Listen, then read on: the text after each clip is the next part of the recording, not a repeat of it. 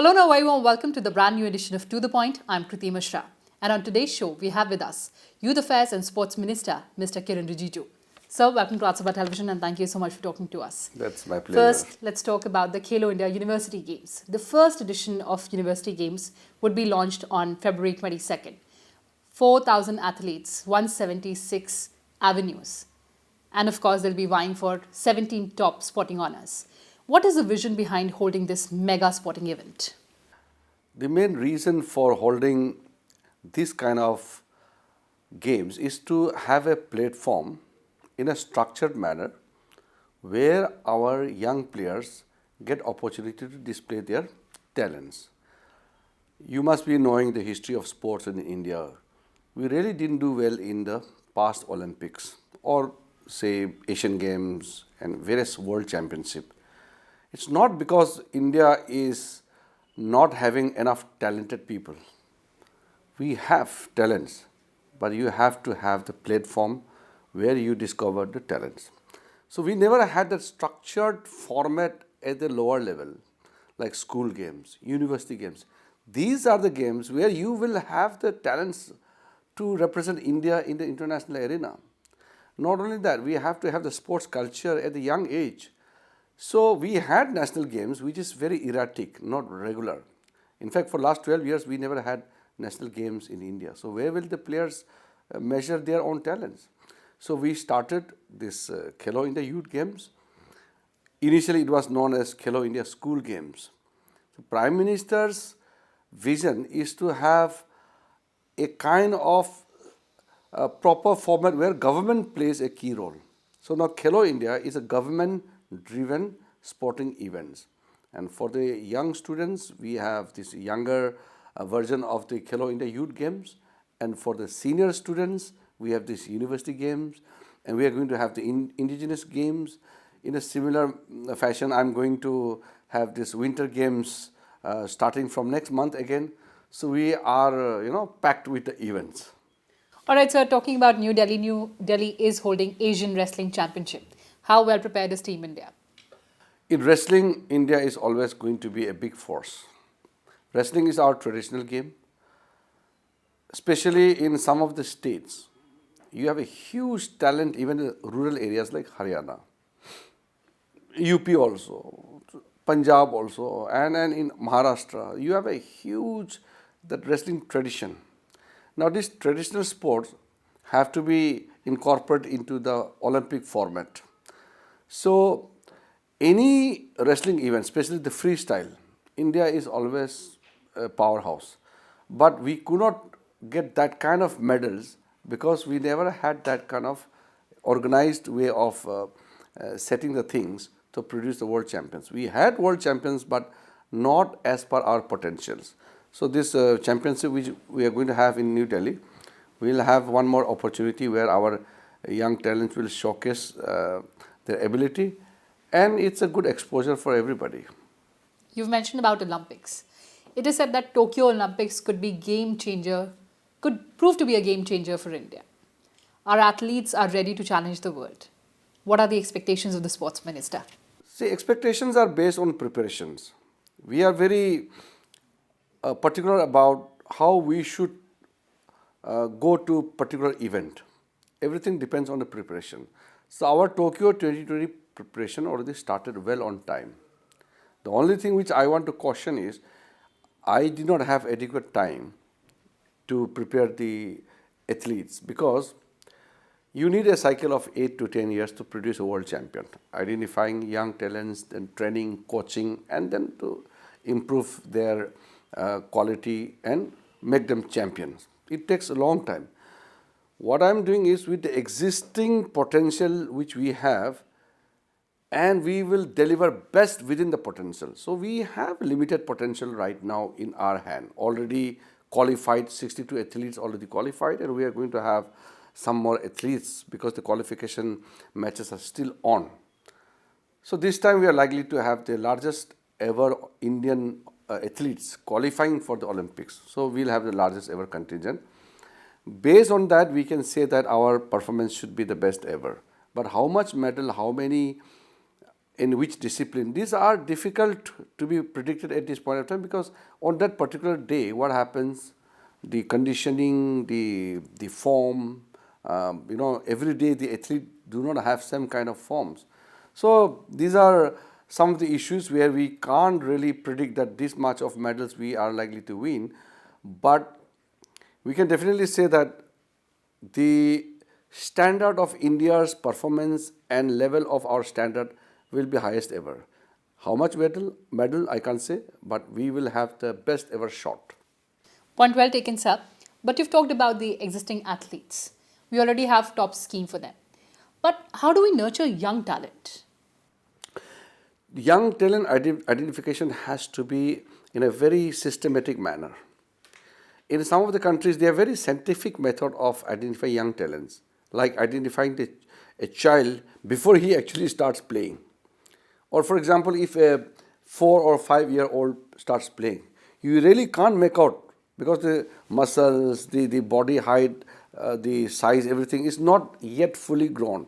So at that point of time, what game is suitable for that particular child is difficult to be predicted unless you apply science.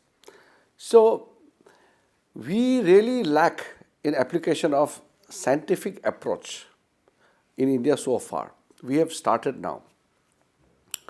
Once we create a system where the identification of talent, that is the scouting of talent at a very young age, is fully prepared, then we will start preparing for the training as well as the coaching.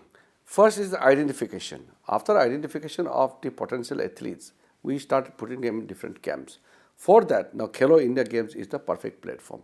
The Khelo India game, one is under 17, then under 21, then University Games.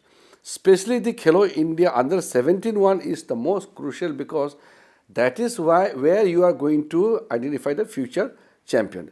Because after 2021, you are already there. You can't change the discipline, or you can't improve much more, because you are already matured. Your muscles, bones, everything is matured.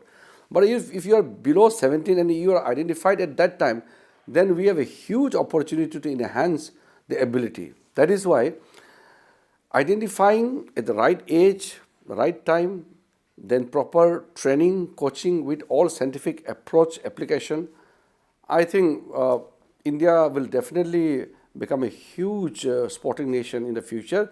The way in which we are progressing, Prime Minister has already given a vision, and I'm going on that vision, and we are, I think, well on course. Also talking about the Paralympians, sir, there has been a sea change in how they're viewed. Last time we were lucky, we won 4 at the Rio. Yeah.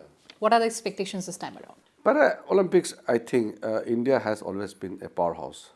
We have a huge population base. So based on the numbers, we are there.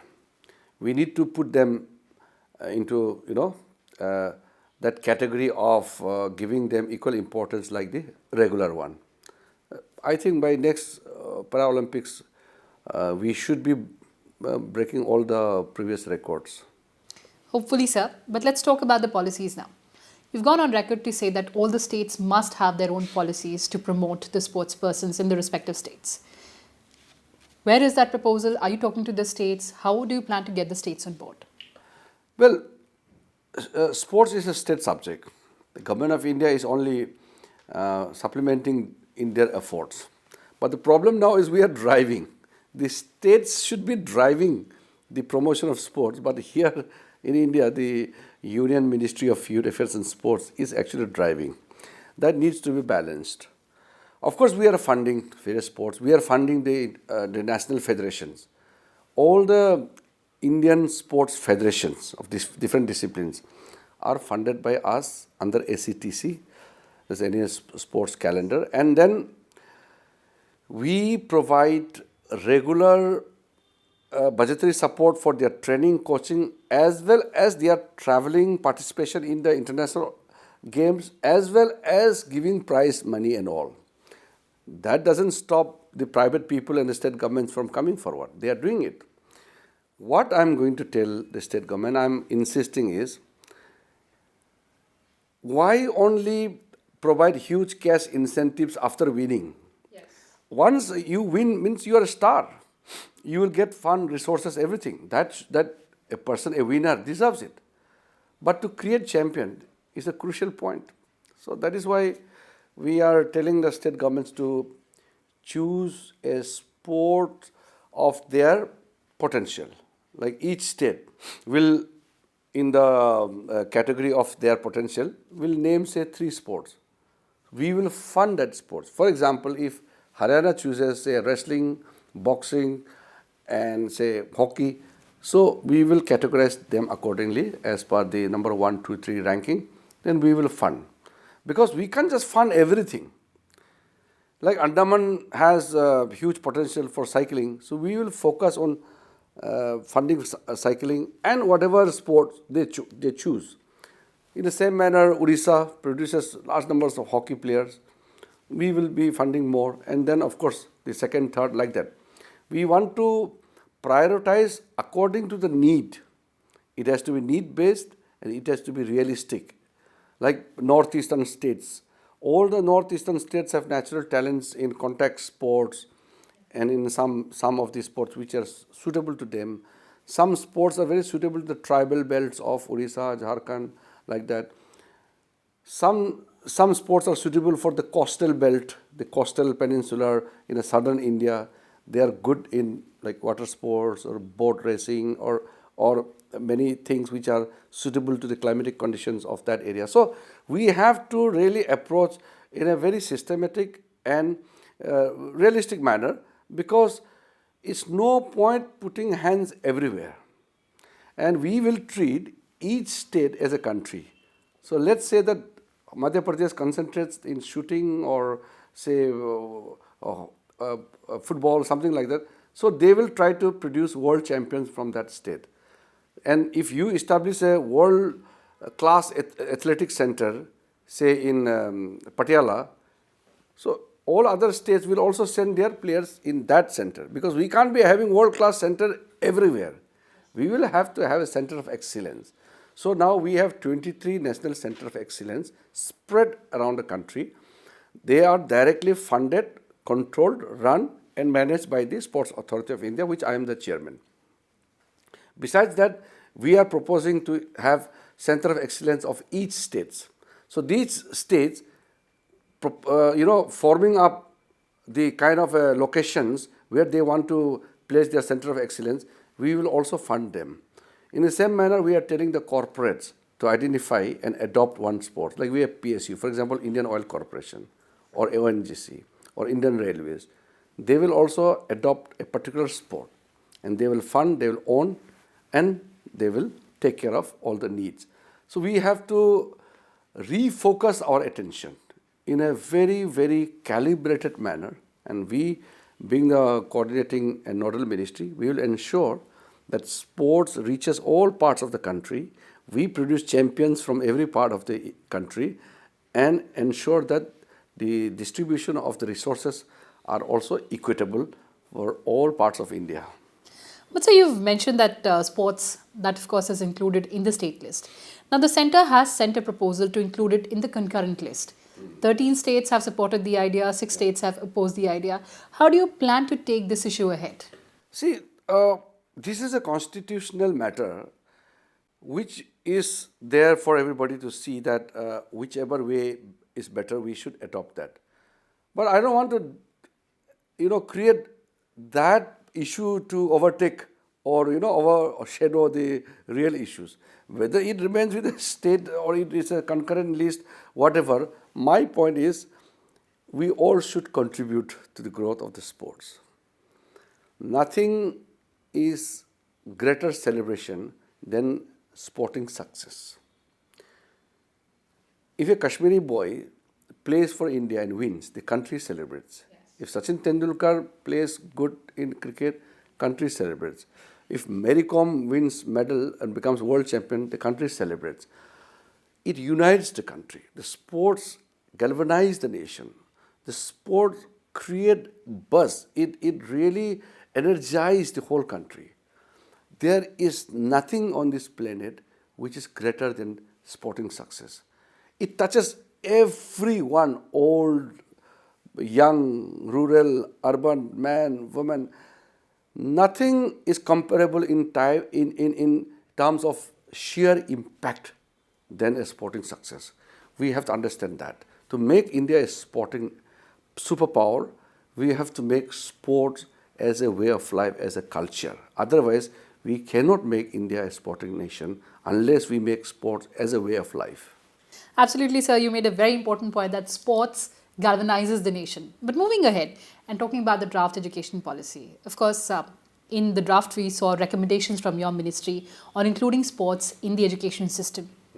Where is that interministerial dialogue? What do we expect? I had a very good meeting with the the HRD minister. In the education ministers conference, I was, as a sports and youth affairs minister, I am part of the committee. I made my point very strongly that new education policy must have sports as part of education. Sports cannot be extracurricular activities. Sports is way of life. It's your body, it's your mind, fitness. Without fitness, you are useless. I keep telling the students, if you score 100% mark, if you are physically unfit, then what is the life? Mentally fitness, physically fitness is something we must understand that these are not extra thing, but these are basically your life itself. So sports has to be part of education. Sports is education. Sport is not some extracurricular activities to be taken up only when you feel like or when you are free. It's a part of your life, part of education. So, what about establishing more sports academies? It's there. We have huge numbers of academies coming up. Some of the private sectors like Tata, the Jindals, they are coming out with very good academies. Now Reliance is also taking interest. There are many private sectors are coming with full enthusiasm. They are participating, they are spending money, but I am not fully satisfied yet to that level where I want to see. It's not up to there yet. We want that the private sectors to come forward in full force and adopt some sports.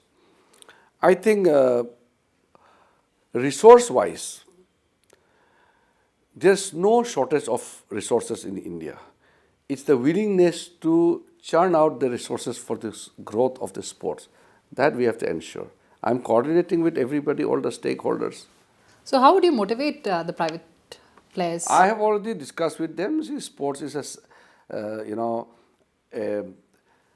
kind of a growth engine for any company. They have to understand that.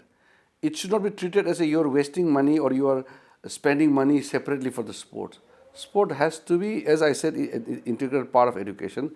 It has to be integral part of your company. It must be company's core policy to have sports as one of the important part of your company. So most of the companies are now having their own sporting calendar fixed. Private companies are also taking part in lots of events. They are adopting some of the athletes. Our PSUs are doing good. Most of our athletes are employed in our public sector units. Our sports stars are now getting good traction. They are getting lots of supports. They are earning lots of money also, which is important. They are the superstars. Yeah, so I think it's become attractive. But sir, how do we further strengthen the infrastructure and financial structures? That is something we have to prioritize. See, government funding for the sports has been below par if you compare with some other economic ministries. Because, as I said, for the state government, sports is not a priority sector. Sports department is not put in the top category of the desirable postings or desirable interest area. Once you ensure that sports is a primary and priority sector, then the funding will also come. Once you get the funding, the infrastructure requirement will take place. Right now, most of the infrastructure are not up to the mark. Even our Sai Sports Center require improvement. I have visited most of the sports facilities. We really need to have a redesigned outlook for the creation of world-class infrastructure in India. We don't have requisite numbers of sporting facilities in India. We will do that. I have taken certain revolutionary steps, like all the sports facilities are now free. Any accredited coach or federation, they can play without paying any money. These are not being really discussed in the media circle or amongst the general public, but these are unthinkable just 5 months back, that sports facilities, stadiums are now free for the athletes. This much we have taken decision. The impact of Khelo India and Fit India, according to you? Now you see the Prime Minister's focus. Prime Minister is focusing on the development of the youths.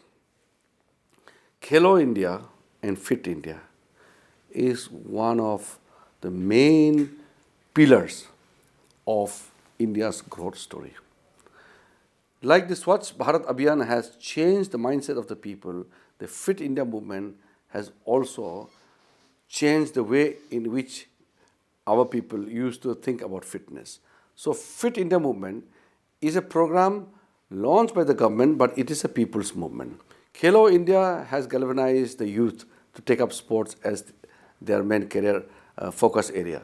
So Khelo India, giving platform and opportunities to the youths, to the players, the young players. Fit India is making everybody fit. Where you want to dance, you will dance, become fit. You want to run, you want to jog, you want to play, or you want to do yoga, modern dance, traditional dance, whatever you want to do it, but do some physical activities. You must sweat. The body cannot become fit unless you sweat. So the children sitting in the room playing with the mobile phone and television, computer, this is spoiling the health, the growth of our children. Let them grow naturally. So Fit India movement is something which we should have done long time back. But now it has become a people's movement, and I'm sure in next few years' time, majority of the Indians, whether young or old, will become fit physically. And it's important. Fitness is a mantra to make your life successful. If you want to make India great, if you want to make India prosperous, every Indian must be fit. Unfit Indians cannot make India fit. So every Indian must be fit to make India a strong nation. Absolutely, sir. A healthy nation makes a wealthy nation. But also, how do you plan to, what is the roadmap to make India globally competitive in this arena? We will. We have already started implementing the report of the Olympic Task Force. I am rigorously implementing the recommendation of the Olympic Task Force constituted by the Prime Minister. More than 15,000 athletes are already under rigorous training in our various camps, senior camps and junior camps. The top schemes are taking care of the top athletes, senior. We are also introducing the top junior. That means we are preparing for next Olympics also. So based on all the rigorous preparation which we have taken, I am claiming that by 2028, India will be one of the countries in the top 10. So we do hope that in times to come, we have many laurels. On that note, thank you so much for talking to us, sir. It's my pleasure talking to you.